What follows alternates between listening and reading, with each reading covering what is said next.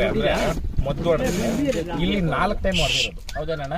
ಹೌದು. ಅದೊಂದು ಮತ್ತೆ ಗೊಬ್ಬರ ಸಮೇತವಾಗಿ ನೀರು ಸಮೇತವಾಗಿ ಇವತ್ತು ನೀವು ನೋಡ್ಬೋದು ಗಿಡ ಹೆಂಗೈತೆ ಅಂದ್ಬಿಟ್ಟು. ಇವಾಗ 4 ಇಲ್ಲೇನೋ ಆಗೈತೆ, ಆದ್ರೂ ನೀವು ಗಿಡ ನೋಡ್ಬೋದು ಹೆಂಗೈತೆ ಅಂತ.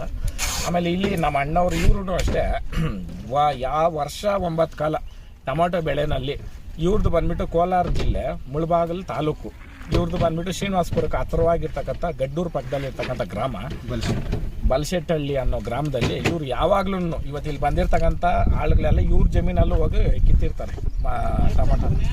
ಆ ಕಾರಣಕ್ಕೆ ಇವ್ರ ಹತ್ರನೂ ನೀವು ಕೇಳ್ರಿ ಈ ಟೊಮೊಟೊ ಬೆಳೆ ಬಗ್ಗೆ ಏನು ಅಂತ.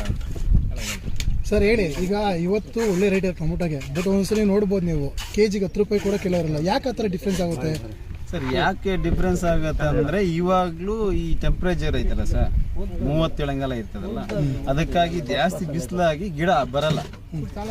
ನಾವು